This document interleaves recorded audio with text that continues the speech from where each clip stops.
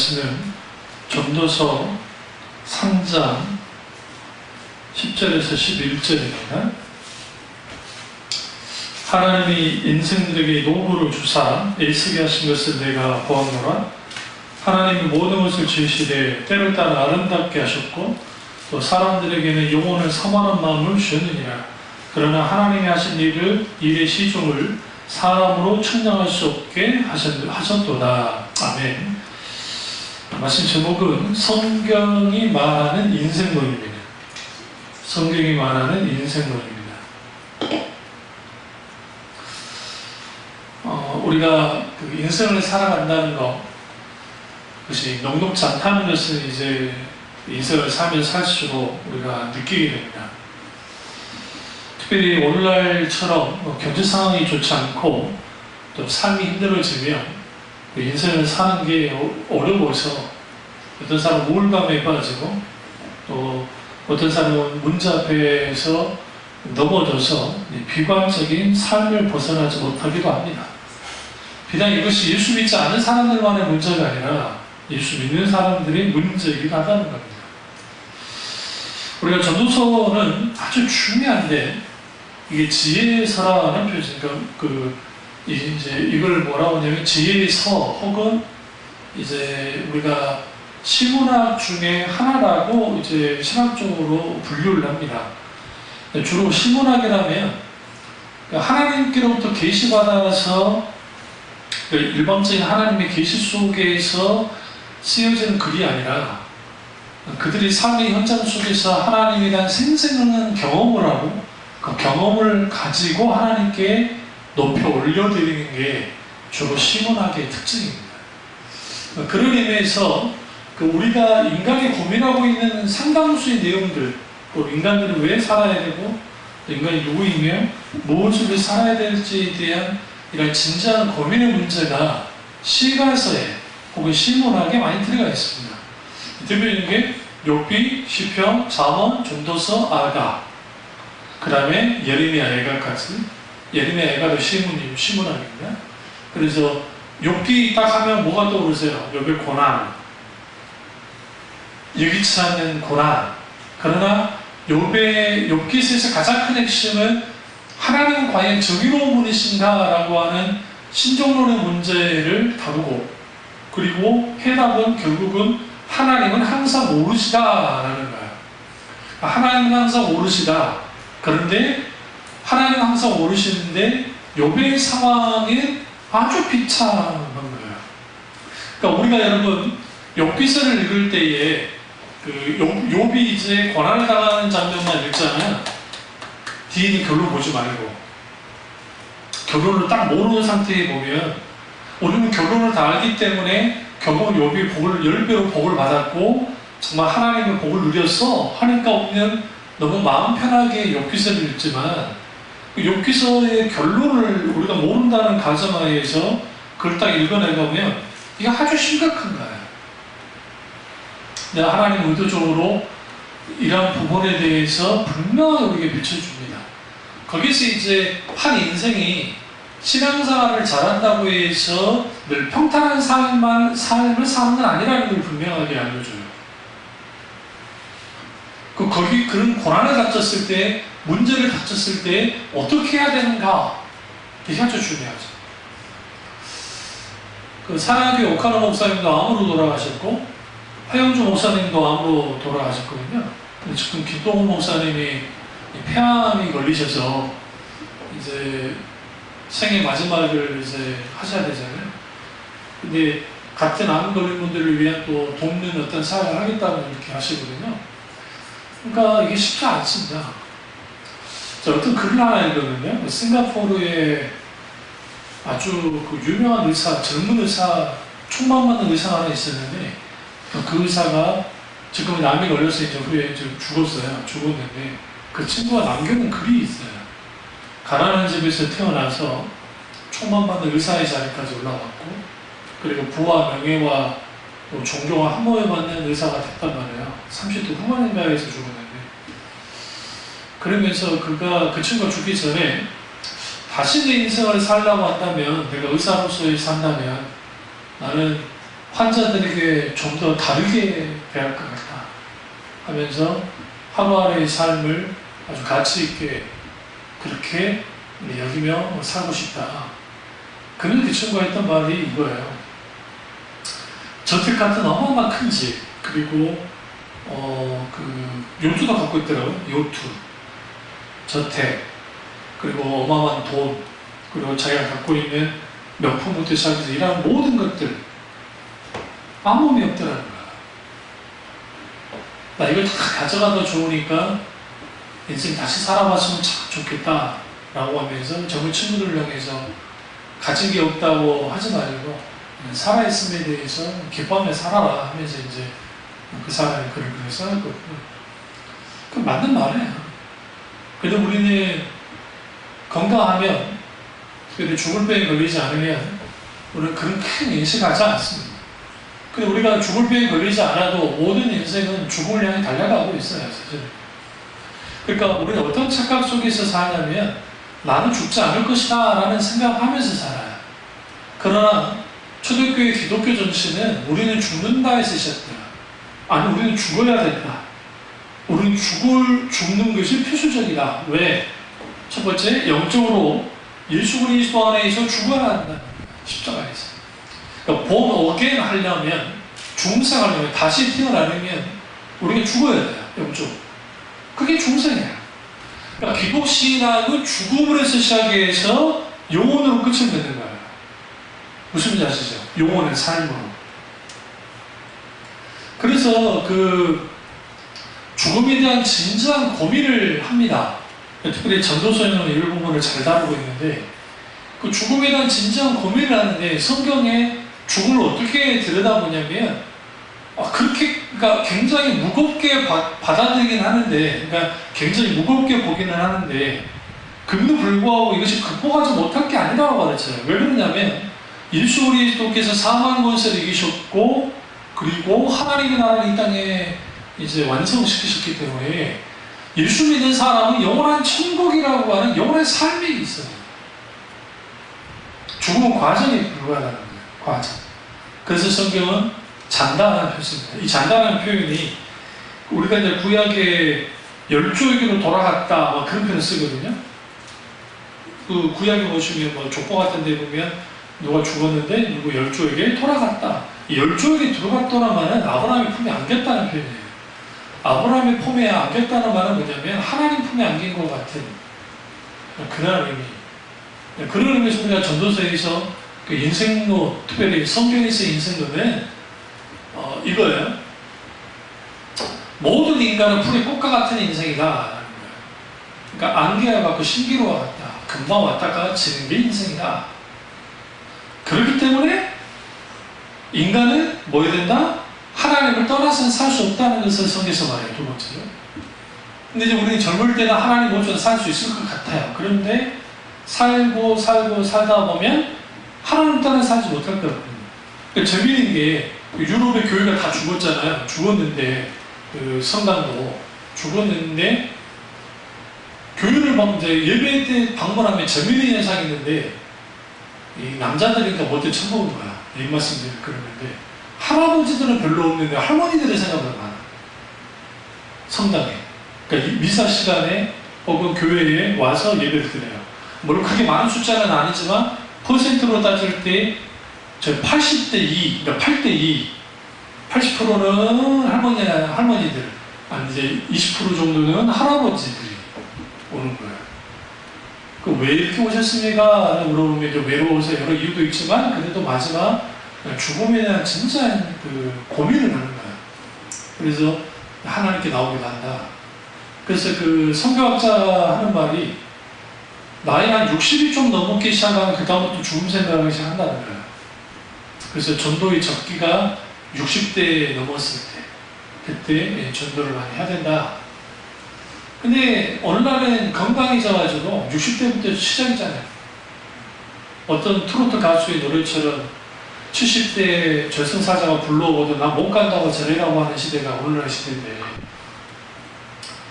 그러다 보니까 인생이 이것저것 다 해봤는데 남는 게 없어요. 크나큰 업적을 남기면 그만큼 가치 있는 인생인가? 내가 많은 사랑을 받고 인기를 얻었으니까 그 인생이 행복한 인생이었는가? 그럴 수도 있고 그러지 않을 수도 있겠죠. 근데 성경에서는 진정한 그 행복한 인생, 가치 있는 인생은 뭐였느냐? 하나님과 같이 하는 인생입니다. 하나님과 같이 하는 인생. 내가 같이 있던 거예요. 그러니까 하나님 그분이 나의 삶 속에서 같이 하는 것들이 많아요. 대표적인 분이 에녹입니다. 에녹이 자기의 사생애에 65년, 그리고 그의 공생애 300년, 그가 300년 동안 하나님과 동행했습니다. 하락그 산책했습니다. 하나님과 같이 있습니다. 그가 죽음을 보지 않은 게 중요한 게 아니라 그의 인생에 딱 말하자고 하면 하나님과 함께하는 인생이었다는 거예요. 얼마나 복된 거예요. 그러니까 우리가 지금 그 시가서에서 이걸 인생론만 주로 들여다보시면 욥기서에서는 결국은 하나님 항상 모르시고 결국은 하나님은 모든 것을 선한 길로 인도하신다. 욥의 고난을 통해서도 하나님 영광 받으시고 이를 통해서 오히려 욥을 좀 더 거룩하게 만드셨다. 그리고 그걸 통해서 하나님은 복의 복을 주신 분이다 라는 걸 드러내고, 아가서에서는 하나님의 직접적인 사랑에 대해서 말하는 거예요. 계속 우리 인간과 하나님과의 사랑의 관계. 근데 여기 재미있는 표현이 뜰, 포도원 막 그런 표현이 나와요. 일상 삶 속에서의 그 하나님과 그러니까 솔로몬과 슈람의 여인과 관련된 말이긴 하지만 하나님의 백성이 인생 전반을 살면서 거기에서 사랑의 관계 속에서 살아가는 것이 진짜 행복한 인생이고 가치 있는 인생이다라는 것이 잘 드러내고 있고, 시편은 이제 여러 시편이 있습니다. 그러니까 우리가 감사의 시, 왕의 시, 타몬 시, 또 성전으로 올라가는 시편, 기타 등 시편이 있습니다. 근데 이제 시편 전체를 딱 들여다보시면 시편 신학 혹은 시편 신앙의 가장 큰 핵심은 뭐냐면 신앙 고백이에요. 그러니까 내가 경험한 하나님을 고백하는 거야. 근데 여기서 중요한 게 삶 속에서 하나님 경험이 많은 거예요. 그러니까 우리가 인생을 살아갈 때 짧은 인생인데 어떤 사람이 행복하냐? 하나님 경험이 많은 거예요. 근데 하나님 경험이 많다는 것은 뭘 의미하냐면 하나님이 여전히 우리에게 역사하세요. 근데 중요한 것은 뭐가 중요하냐면 우리가 그것을 느끼고 그리고 그것을 인정하면서 하는 거예요. 이용규 선교사님 그 수술을 했던 지금은 몽골에서 사회가 오시는 그 의사 선생님이 계시는데 그분이 저랑 그 비슷한 또래예요. 근데 그 큰 딸내미가 얼마나 문제를 느끼는지 고등학교 때 가르치는 발 못듯이 하고 또 부인도 의사도 또 나머지 애들은 정말 착한데 그 애만 그렇게 하는 거예요. 하나님하고 기도했다는 거예요. 하나님 어떻게 된 겁니까? 그렇게 기도해도 안 돼. 그러니까 윽박을 질러도 안 되고 성질 내도 안 되고 차마 봐도 안 되고 뭐 해도 안 되는 거예요. 할 수 있는 것은 하나밖에 없다는 거예요. 이게 뭐냐면 예수 그리스도의 십자가로 나가는 거예요. 그리고 기도하는 거예요. 어찌어찌 해가지고 겨우 고등학교를 졸업시켜놨더니 어떻게 해가지고 공부 못하는 애를 외국인 전형으로 해서 교양대학교 무슨 강학교 무슨 과인가 집어넣어놨더니 그것이 또 중도에 그냥 또 그만두겠다고 휴학 정도가 아니라 아예 그냥 그만두겠다고 그냥 해버리니까 연락을 받고 그 총장 이제 아시는 목사님이 연락을 와가지고 학교 담당 겨우겨우 총장님한테 싹싹 빌어가지고 했더니 이것이 또 학교 다니는 듯 하더니 또 그만둬버리고 그리고 어떤 남자를 만나가지고 다 그 임신해버리고 그게 우리 딸내미보다 1살인가 2살 많은데 2살 많아. 그 양반 고려대학교 정말 잘 나가던 과장이었는데 대학병원 그 잘 나가던 사람이 하루아침에 딸 때문에 자존감이 다 무너지고 자존심 다 무너지고 왜 그런지 몰랐던 거예요. 근데 하나님께서 그걸 통해 다루십니다. 그 딸도 다루시지만 그 선교사님이 다릅니다. 그 전까지는 자기의 열심과 열정을 가지고만 사역을 했다고 한다면 하나님이 계속 죽이는 거야. 그 사람. 왜? 얼마나 잘하는 사람입니까? 여러분 고려대학교 대학병원 무슨 어쨌든 관대 그 과장 된다는 게 쉽습니까? 아니 쉽지 않아요. 진짜 실력이 좋은 사람인 거예요, 이 사람이. 그런데 거기서 다시 돌아다니고, 그러니까 우리가 순간순간 어떤 일들이 벌어질 때에 우리가 이걸 놓고 어떻게 기도해야 되냐면, 많은 사람들이 해결하려고 기도하는 거예요. 이 신부님들 계속 그렇게 도 있더라고요. 딸을 변화시켜 주십시오, 딸을 변화시켜 주십시오. 안 변해요. 근데 정작 하나님이 원하는 것은 누가 변하기 원해요? 선교사님이 변하기 원해요. 그러니까 하나님 먼저 선교사님을 바꾸기 시작했어요. 그분이 바뀌자 딸이 바뀌기 시작했답니다. 그분이 스스로가 말하잖아요. 본인이 바뀌자 딸이 바뀌기 시작했다. 이걸 통해서 우리는 뭘 알아야 되냐면, 어떤 문제가 발생되어지면 우리는 그 문제만을 바라봐요. 그 문제만을 바라보면서 와서 하나님 앞에 운다고 해서 해결이 되느냐? 그렇지 않아요. 그러면 뭐가 필요하느냐? 모니카가 어거스틴을 위해서 15년 동안 기도를 했는데, 만이 15년이지 기한이 없는 기도를 한 거예요. 솔직히 그 개만하니가 언제 돌아올 줄 알아요. 그러면서 하나님 앞에 쭉 기도함 속에서 모니카가 좀 더 뭐합니까? 바뀌어지기 시작하는 겁니다. 영적으로. 그리고 그를 통해서 하나님은 뭘 하시냐면, 하나님이 해와자는 일들을 이제 하시는 거예요. 그러면서 인생에 더덥잖아요. 이런 일 저런 일 했는데 다 무너진 것 같은 그런 무너짐을 느끼게 될 때, 오히려 하나님 앞에 이걸 가지고 나가야 돼요. 문제는 뭐냐면, 성경에도 보시면 다윗이 아들들이 자식들이 얼마나 문제를 많이 일으킵니까?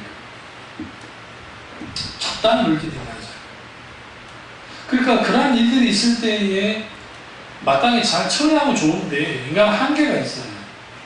그래서 필요한 게 뭐냐면, 이 모든 것을 하나님께 가지고 나가야 돼. 지금 이 시점에 하나님이 원하는 게 뭔지를 물으셔야 돼요. 그리고 이 시점에 내가 뭘 해야 되는지를 하나님께 물어야 돼요.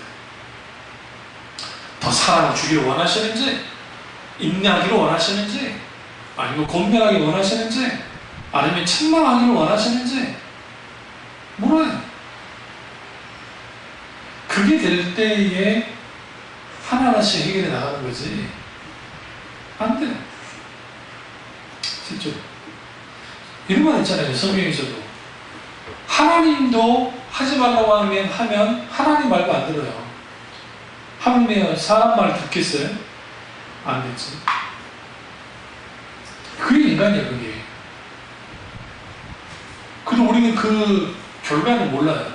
이게 있잖아요. 빌 게이츠가, 저 죽은 애플 창업주 있잖아요. 스티브 잡스가 하버드 대학을 중도에 그만뒀다고, 나도 잘 다니던 대학 탁 때려치면 다 스티브 잡스가 됩니까? 그렇지 않아요. 스티브 잡스가 그만뒀던 이유가 있어요. 그건 뭐냐면, 이 사람은 앞서가는 사람이었잖아요. 뭐든지 머리가 앞서가는 사람이었는데, 지가 지금 자기가 공부하고 있는 것은 이건 아주 기본적이고, 이거는 있어봤자 자기에게 도움이 되지도 않을 거라 생각한 거예요. 그래서 그냥 그만둔 거예요. 마치 대학을 중도에 그냥 그만두면 마치 그런 게 창조적인 것이냐, 착각들 하는데 그건 착각이잖아요. 실제로 그렇지 않죠. 그래서 우리가 성경에서 한 인생이 쭉 살아가는데, 처음부터 잘난 사람, 중간에 잘난 사람, 노년에 좀 꽃을 피웠던 사람들이 다 나오잖아요, 성경 보시면. 근데 마지막 어떤 사람들이 하나님 앞에 귀한 사람들이었냐면, 결국은 마지막까지 하나님을 찾은 사람이에요. 여러분 생각에 삼손이 아주 정말 더럽게 말하는 인간 중에 하나가 있잖아요. 그러니까 성경에 요나도 말 안 듣고, 야곱도 말 안 듣고, 말 안 듣지만 그 말 안 듣기 끝판왕이 삼손이에요. 진짜요. 하나님 말도 안 듣고 부모님 말도 안 듣고 있던 사람이에요. 이 사람은 나시린이면서도 아주 그냥 나시린 삶을 안 살았던 사람이에요. 그런데 지금 이스라엘 사람들이나 그리고 뭐 예전에 이스라엘 사람들은 다 마찬가지지만 가장 애정을 갖는 사람 중에 한 명이 삼손이에요. 삼손. 왜 삼손이냐면 삼손이 그런 인생을 살았지만 마지막 하나님을 찾았다는 거예요. 그러니까 우리가 가장 필요한 게 끝까지 하나님을 찾는 거야. 그게 중요한 거예요. 그러니까 우리는 그렇게 기도해야 돼요. 우리 자녀든 뭐 손주든 누구든 간에 끝까지 하나님이 만지시고 잡으시고 찾게 하시고 함께 하시고 주님 역사에 된다. 안타깝게 그 배우 하나가 자살해 죽었는데 이유를 잘 모르잖아요. 어쨌든 좋은 일도 많이 했더라고요. 작품도 많이 하고. 왜 그녀가 그렇게 자살해 죽어야 될까? 하필이면 그 박영환 씨가 자살한 지 9년이 됐다고 어젠가 됐다고 하더라고요. 그렇게 한다는 거예요. 한 인생이 그렇게 저물어야 될까? 하나님이 함께하는 인생일 때에 보다 좀 더 달라질 텐데. 그러나 소위 교회를 다닌다고 하는 인생들 중에 소위 그런 사람 없으니까 생각보다 높아요. 소위 기독교인이라고 하는 사람들의 자살률이 굉장히 높아요. 놀랍게. 왜 그러느냐? 교회에서 죽음을 가르친 적이 별로 없어요. 어떻게 죽어야 되고, 메멘토 모리, 라틴어로 메멘토 모리. 우리가 정말 죽음을 준비해야 되는데, 그 죽음 준비를 가르쳐요. 근데 성경은 삶과 죽음에 대해서 할 때에 많은 부분에 죽음이라 하는 많이 해요. 왜 그러냐면, 예수 그리스도의 십자가의 죽음으로 나타나요. 예수님의 기적의 사역 속에서 죽음의 사역들이 나타나잖아요. 물론 그럼 죽은 자를 살리겠으니까 우리는 살리는 것만 집중하는데 잘 들으세요? 그 당시 이스라엘에서 죽음은 일상적인 거예요. 질병의 죽음이 일상적이고요. 강도의 위험 속에서 예수님의 사활의 교훈이 있는 것처럼 일상적이었고요. 그 다음에 율법주의라는 것은 결국 그 율법의 범주 안에서 그 가늠하다가 현장에 잡힌 여인이 있죠. 응? 그게 가늠했든 안 했든 상관없이 몰아서 죽이기도 했다고요. 무슨 말인지 아시죠? 실제로 기록이 나와요. 바리새인들이 그쪽 사람들이 그냥 이혼하고 싶어. 근데 이 여자의 흠을 모르겠어요. 그러니까 그런 거를 몰아서 죽이기도 했다고요. 실제로 그런 기록이 있다고요. 남아 있다고요. 그러니까 그런 죽음, 유아아이들, 유아학살은 보편적인 거예요. 그 다음에 장애인으로 태어나자마자 죽여버려요. 여러분, 우리 오늘날에 우리가 생각하는 개념과 저는 달라요. 그러니까 예수님이 사역하셨던 그 시대는 죽음이 일상적인 거예요. 실제로 평균 수명도 길지 않았고. 근데 그런 속에서 예수님이 나사로를 살려버리시고 나인성 가업의 아들을 살리시고 야이로의 딸을 살려버린다고요. 그러니까 그를 통해서 주님이 뭘 보여주냐면 나를 믿으면 산다. 죽어도 나를 믿으면 영원한 생명을 누리고 살아도 나를 믿으면 그거 똑같고 중요하지만 결국 모든 인간은 죽음을 이길 수 없다는 거예요. 근데 예수님만이 이기기 시작한 거예요. 유일하게.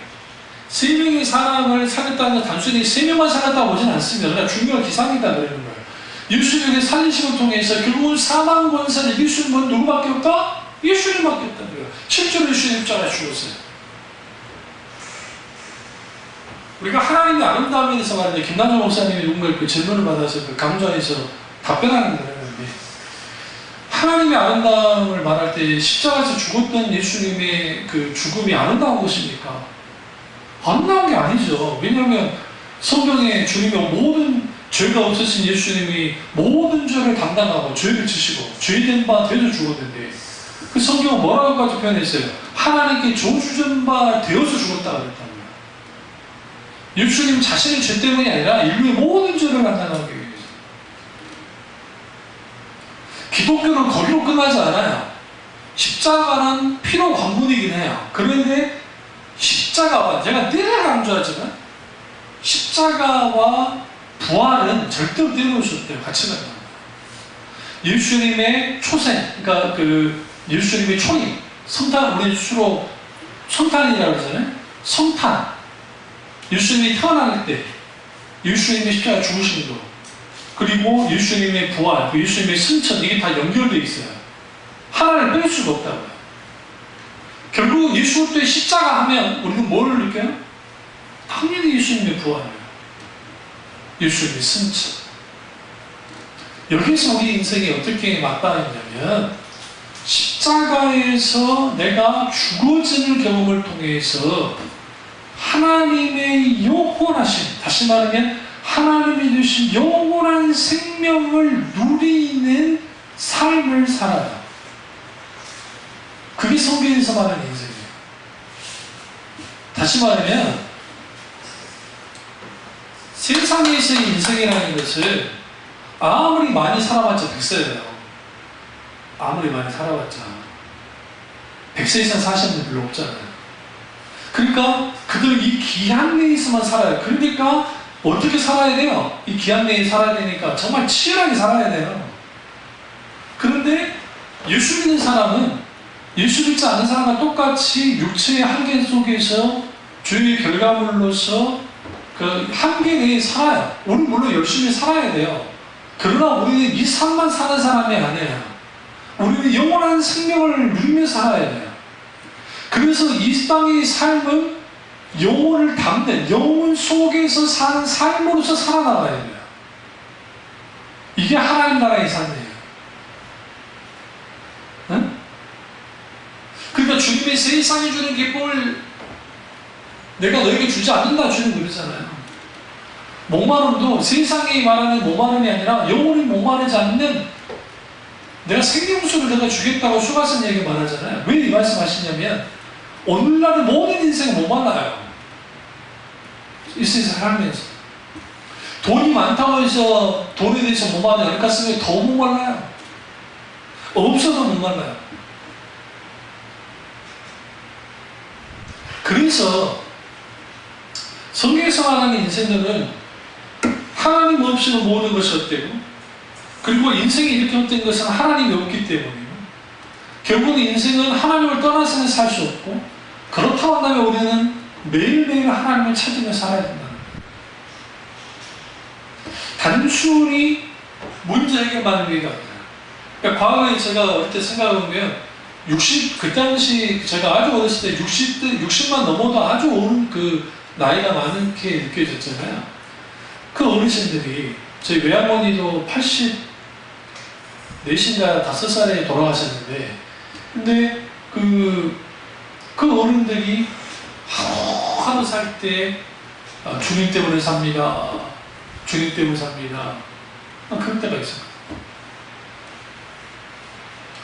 우리가 그 데이 바이 데이, 날마다 내가 주님을 찾으며 산다는 그거 얼마나 중요한지 아세요?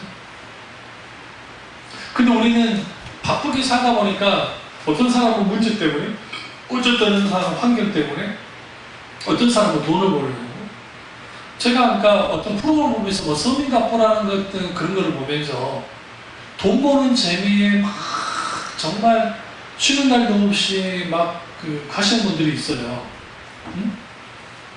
그러니까 요즘같이 불황인 때에 그렇게 장사 잘 돼서 돈 많이 벌면 얼마나 좋아요. 그리고 또 뭐 건물도 몇 채 있고 뭐가 있고 하는데, 근데 정작 그 사람들이 그렇게 돈을 벌면서 살고 아주 귀하긴 한데, 그리고 돈 버는 재미에 막 기쁨을 누린다는 거예요. 실제로 마지막 뭐밖에 안 남아요? 돈이에요. 그러니까 이 자본주의에서는 돈을 남겼으면 당신 인생 참 잘 산 겁니다 라고 가르쳐요. 그런데 성경은 돈 남는 의미가 없는 거예요. 실제로 돈이 남아지지도 않아요. 왜? 가져갈 수가 없기 때문에. 실제로 하나님만이 남아요. 하나님.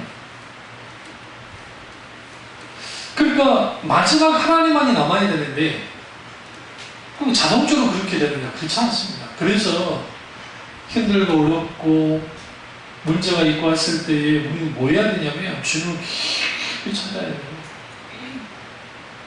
하나님 이 땅 속에서 어떻게 하기 원하십니까? 물으셔야 돼요.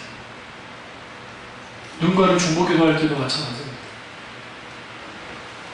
그를 향해서 하나님이 뜻 가운데 하나님 함께 우리가 아무리 말해도 통하지 않아요. 그러니까 이 세상에서 가장 그 불행한 사람이 뭐냐면 들을 기가 막히는 인간들이에요. 안 들어요. 근데 그게 기질상 그런 사람들도 있어요. 기질상. 이런 사람들은 아주 불행합니다. 뭐냐면 하나님 말도 안 듣기 때문에. 어떤 사람이 복받은 사람이냐? 하나님 말씀에 귀를 기울이는 거예요. 그러니까 실수도 하고 넘어지기도 하고 죄도 짓지만 그래도 주님이 말씀하실 때 베드로처럼 그래도 듣는 거예요. 찾는 거예요. 그런 인생이 얼마나 귀합니까?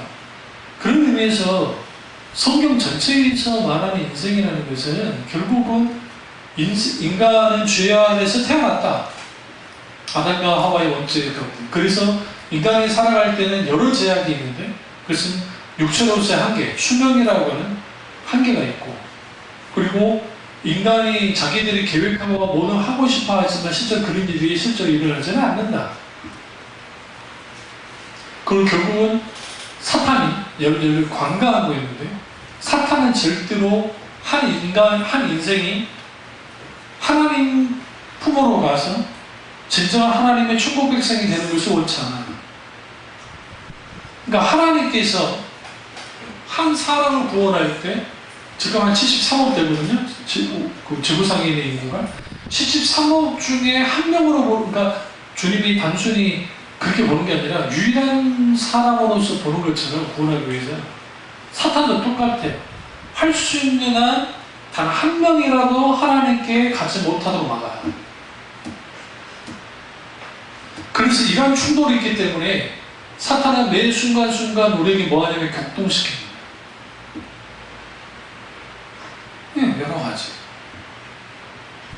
그러니까 내가 잘 나가고 막 교회 갈 시간도 없을 만큼 바쁘고 하는 거 그거 자랑할 게 아니에요. 이 자랑할 게 아니라니까. 불행이에요, 불행.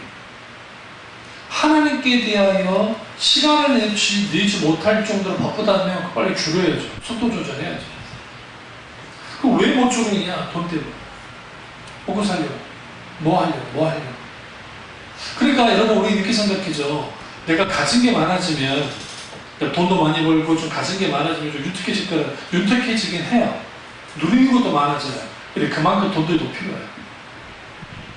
그래서 성경에 자족의 비결을 배우라고 왜 말했냐면 사도 바울이 내가 부자로서의 또 삶을 살았고 가난한 삶도 살았는데 이 두 개가 이게 다른 게 아니라는 거예요. 예수 그리스도 안에서 내가 일체의 비결을 배우는 그게 자족합니다. 자족이라는 것은 예수 그리스도 안에서만 가능해요. 실제로. 그렇기 때문에 거기에서 우리는 뭘 하게 되어지냐면 어떤 돈에 끌려가는 인생이 아니라 성공에 끌려가는 인생이 아니라 하나님과 함께하는 인생, 하나님과 같이 하는 인생이 돼요. 여러분이나 저랑 마지막 죽음 앞에 있을 때 뭐 하실 겁니까? 제가 어렸을 때 꿈이 그거였는데요. 그 마지막 하나님 내용을 받아달라는 불쌍히 해달라고 하는 그런 기도뿐만 아니라 찬양 가운데 하늘 가는 밝은 길이 내 앞에 있으니 이 찬송가 있거든요.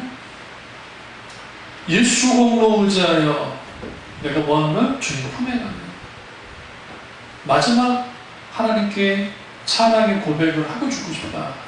그게 제가 중생하고 난 다음에 제가 갖고 있는 마지막적인 모습이에요. 그러기 위해서 우리가 주님이 계시다는 게 얼마나 귀한지.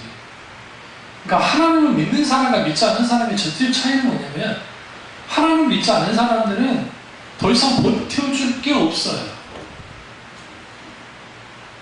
마지막 내 영혼을 책임진 분은 하나님밖에 없잖아요.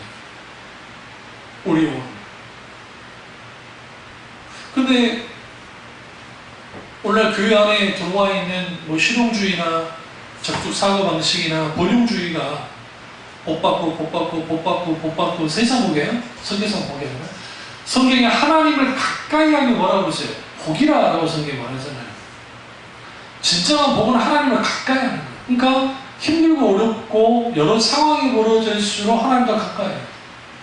우리 그렇지 않던가요? 어떤 문제가 발생되면 주님부터 찾잖아요. 그러다 해결되면 풀어지죠. 그게 인간이에요. 이거는 성경에 있는 사람이 아니라 다 똑같아요. 우리나 그들이나 똑같아요. 그러나 분명한 것은 뭐냐면 하나님이 있지 않는 거예요.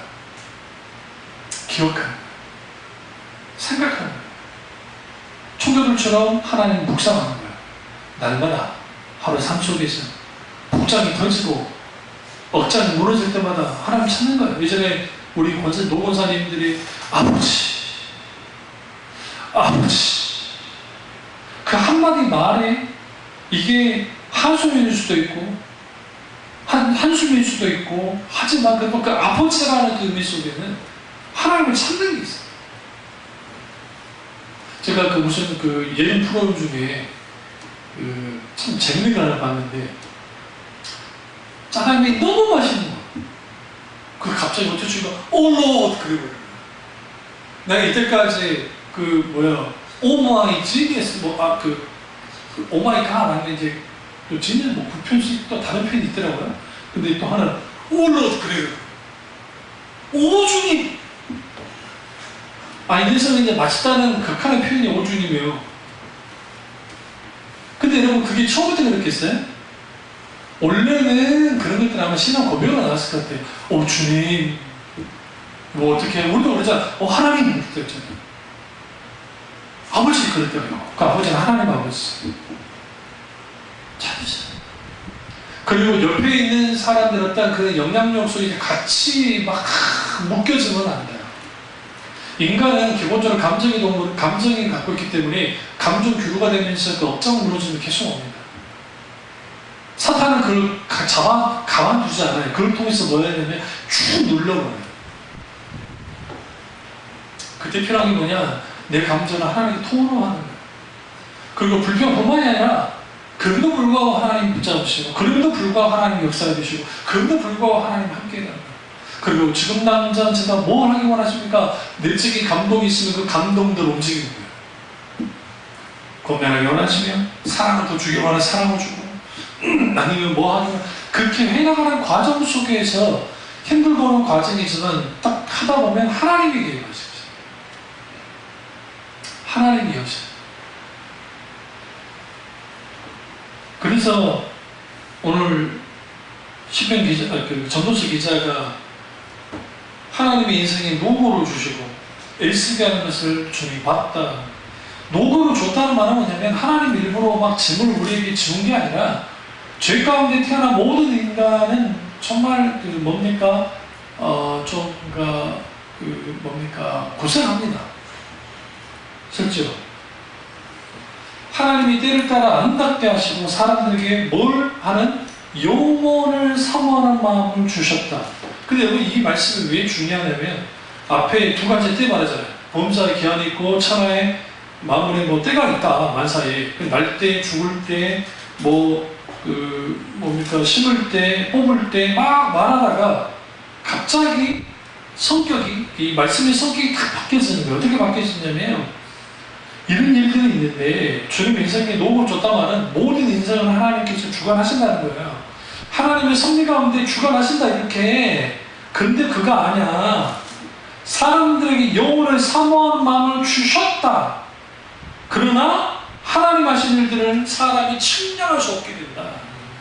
다시 말하면 결국은 인생은 하나님을 떠나서는 인생을 알 수 없다는 거예요. 사실은. 근데 우리는 영혼의 사모하는 마음이 있잖아요. 누구를 통해서 예수 그리스도를 통해 주님이 영생을 주셨잖아요. 그래서 주님이 내가 너에게 생명을 준다. 내가 영원한 생명을 주겠다. 주님이 실제로 우리에게 영원한 생명을 주셨어요. 주님이. 우리는 영원한 생명을 갖고 있는 사람들이에요. 그렇기 때문에 우리는 적어도 뭐 할 수 있느냐. 우리는 하나님이 하신 일들을 우리가 측량할 수는 없지만 적어도 뭐를 할 수 있느냐. 하나님과 함께 할 수 있어요.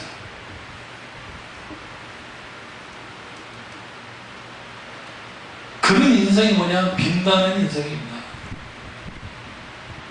막 업적 많이 남기고 뭐 어떤 성과를 많이 내고 저 강남에 있는 그 교회처럼 어마어마한 건물을 짓고 그걸 올렸다고 해서 그것이 진정한 하나님의 영광이 될 것인가? 아닐까? 그건 나는 몰라요. 우리도 몰라요. 그러나 하나님과 그 목사님, 그 담임 목사님과 그 교인들과 한번 해보셔야 돼요. 마찬가지로 이렇게 적은 교회 있는데 적은 교회 하니까 하나님께 칭찬받습니까? 그렇지 않아요. 적다고 해서 다 하나님 무조건 책망하시면 그렇진 않아요. 중요한 건 뭐냐면 예전에 김단종 목사님 말했던 것처럼 교회는 교회 나와야 된다. 하나님이 원하시는 교회로 만드는 것이 목회자가 할 일이다. 그러면 그 교세가 크든 적든 간에 정말 우리 교회가 하나님이 원하는 교회인가?